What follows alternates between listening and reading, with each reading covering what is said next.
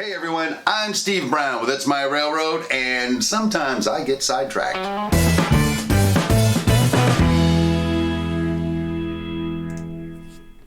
Hey, welcome to Sidetracked. This is the place we keep the stuff that doesn't exactly fit in with one of our project builds, but we want to share with you anyway. So if you're new here, consider subscribing, and then don't forget to push that little bell icon so you can catch future videos. Hey, we're just trying out this live thing right now, and it's a whole lot of fun. So you may be asking yourself, what are we doing here on a Monday night instead of on a Tuesday morning? Well, here's the deal.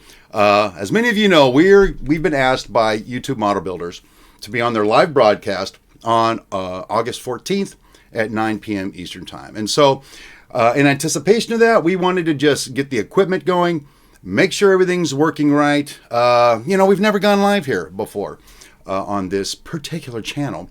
So that's why we're here. Next week, Sidetracked will be back at 6 o'clock Tuesday morning time, like you're accustomed to seeing it. But in the with that, we decided that we're just going to start a new show because we don't have anything else to do around here. We're going to start a new show that we're calling Track Smack, mostly because, well, I like the way it sounds. But what we're going to do is we're going to be smacking our gums about model railroading. We'll have some kind of a topic that we'll pick. We'll have some discussion on that, and then like some question and answer with people on the deal. Well, look, we're getting some people here already on live chat. Hey, everybody, how you doing? Anyway, so we've got that going on. But while we're in the announcement mode, a lot of you people have been asking, a lot of subscribers have been asking, what is coming next on the BSR? And so here we go. This is what's next. We're going to make a big expansion. Think about it. We've only got like 2 episodes left for the logging camp. We're going to finish the logging camp proper. And this week you're going to see what I did with that gully in the middle. And I think after that, what we'll probably do is just put a backdrop up. Because you guys, we're all tired of looking at that lame backdrop I have, right? So we're going to make a new one of those. And so that's going to be our project. But it's going to be pretty expansive because here's the thing. I only have so much room here in the hobby room for a layout. I can't go that way or that way any further. So all I can do is go down. And so we're going to put on a second deck. Actually, it'll be the first deck. So you may be asking, well, hey, why would we want to do that? Well, here's why we want to do that. I've been watching videos. People like Roy, Mike Pfeiffer, Ron's trains and things. I've been watching some people run their trains for long stretches, basically rail fanning their own trains. And it's interesting. Before I put in that loop and that loop here, the Brown-Smith Railroad, it never occurred to me that it could be so much fun just to rail fan your own trains.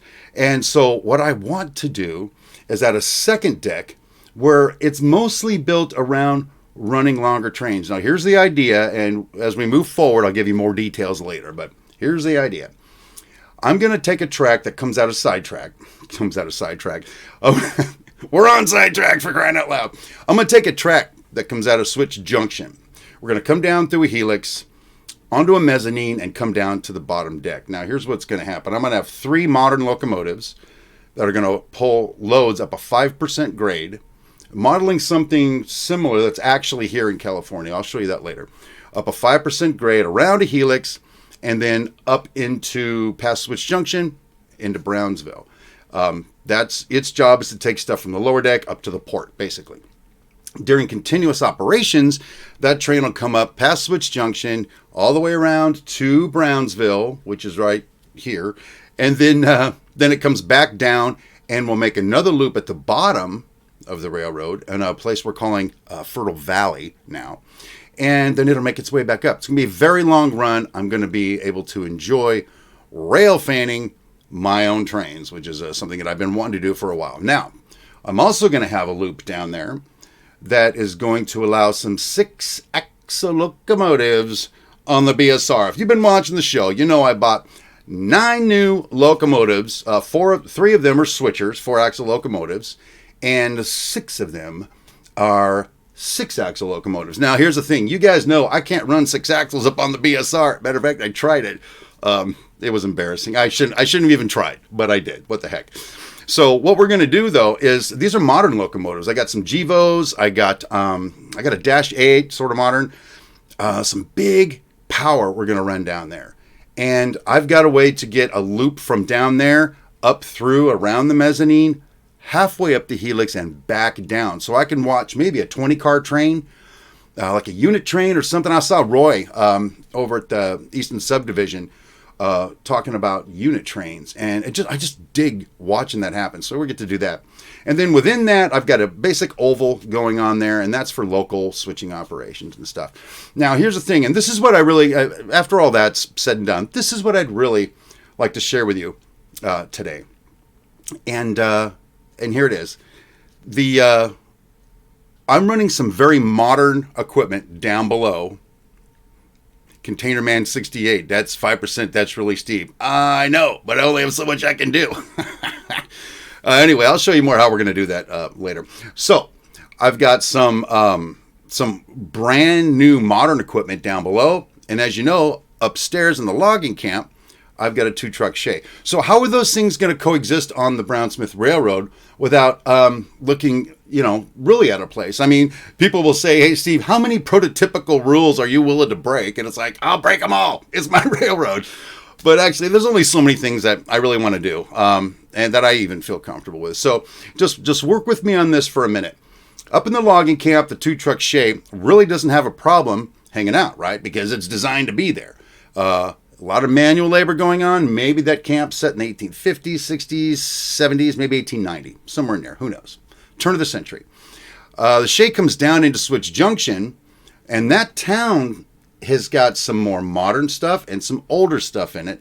It's a maybe 1950s town or 1960s town or something. Spokane Northern, how you doing? When the shay's there and the equipment that's modern to that time is there, the two of them in that space can coexist. Because the shay is just, in that scene, is just a really old piece of equipment. And then let's say the NW that I got down there is a newer piece of equipment, so they can coexist. It doesn't look completely lame, in my humble opinion. Well, think about this then. The GP60 I got, it's like a 3-headed consist, going to be coming up from Fur Valley. It'll pass by Switch Junction and go over to Brownsville. This is even more modern equipment. Well, how about over Brownsville? You'll never see the 2-truck shay. As a matter of fact, you'll never see the Jeeps up in the logging camp because, again, no one's going to buy that the Jeep can go to the logging camp, people, unless it's like a futuristic episode or something. So anyway, so the modern equipment now can go to Brownsville and hang out with some 40s and 50s equipment and not look really too out of place, at least as far as I'm concerned, and it's my railroad. So then what comes from that is those Jeeps will come back down to Fertile Valley, and that's where all the new stuff is. And those Jeeps won't look out of place. Matter of fact, I was just doing some rail fanning in a city called Corona nearby here, and I was watching some Jeeps moving some stuff around. I was very excited. I was like, I bought those. I'm very excited. I also bought a B unit, by the way, which I'll show you later. So here's what all this is leading to, and then, I'll sort of wrap this up, maybe hang out with you guys and chat for just a minute. I have this philosophy. First of all, I have this desire. I'd like to build a logging camp, which I've done. I like my logging camp. I like how old it looks. But at the same time, I want to run some modern stuff. I want to have some more modern stuff. Matter of fact, my big train that's going to be mostly in Fertile Valley, I'd like to see some stack train action on that bad boy. That's what I want to see. Just like 20 cars, a stack train running up the hill. That kind of thing. That's what I'd like to do. So I get this philosophy then that says I want to build a logging camp and I want it to be older. I want to build something more modern, something from 2018. How do they work together? Well, the way they work together is I keep them separated and I run equipment from one scene to another where it's not out of place in either scene, but if it were to skip 3 scenes up, it would look like it would look really out of place. Maybe the older stuff going back wouldn't be so bad because older stuff going back, maybe they're on a joyride or something. I don't know. So that's kind of the philosophy. So here's what I want to do. And again, you guys know I am not a master model builder. I am been doing this for a little while, but I haven't been doing this for 20 years like some of you guys out there have. So I just want to have fun and enjoy it. And that's why I just say, I don't know, I'm going to do whatever I want to do on this railroad. So I'm going to encourage you from that perspective. If, you know, the way we work around here, if you want to model 2 different eras on your layout, I think that's a way you can do it without being lame. And even if it is lame to other people, if you dig it, who cares? Do it. That's what I think. So anyway, I just wanted to share that with you. Share some of the plans we have coming up here for what we're going to be doing on It's My Railroad.